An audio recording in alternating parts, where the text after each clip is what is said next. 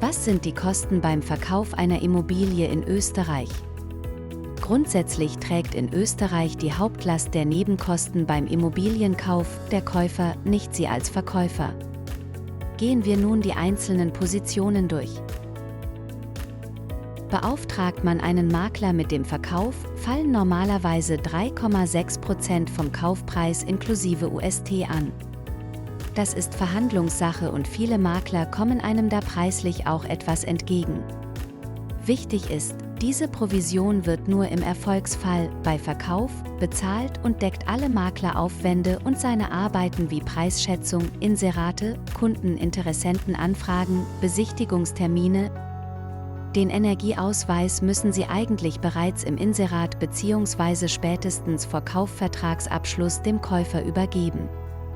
Die Kosten für den Energieausweis bewegen sich in einer großen Bandbreite.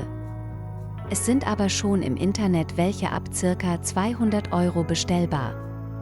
Diese Kosten trägt in der Regel der Verkäufer.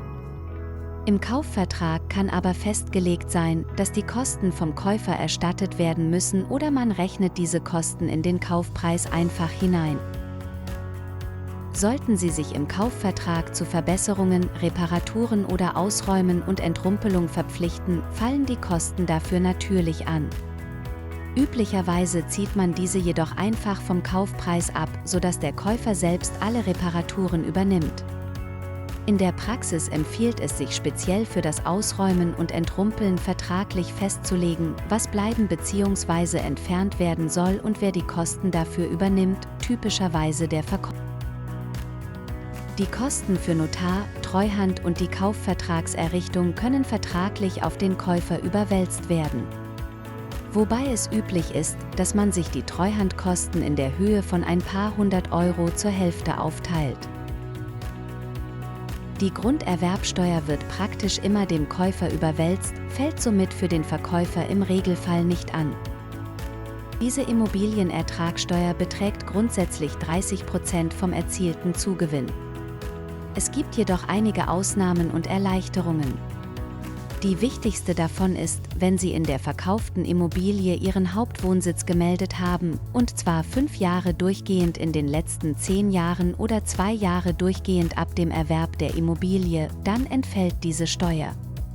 Darüber hinaus gilt für Immobilien, die vor 2002 erworben wurden, ein ermäßigter Steuersatz von nur 4,2% vom Kaufpreis.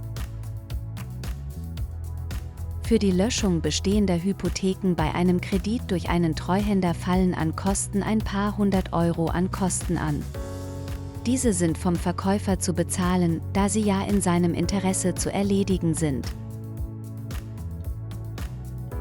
Falls Sie einen Fixzinskredit oder Festdarlehen aufgenommen haben und dabei die Immobilie mit einer Hypothek belastet haben, muss man unter Umständen mit Extrakosten für die vorzeitige Kreditauflösung rechnen.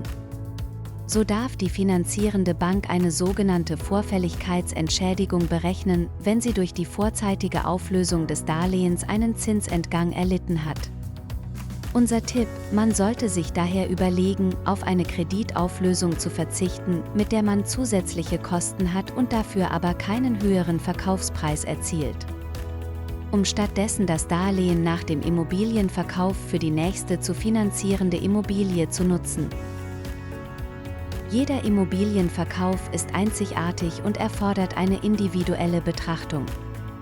Für eine umfassende und auf Ihren spezifischen Fall zugeschnittene Beratung empfehle ich Ihnen, sich an uns zu wenden.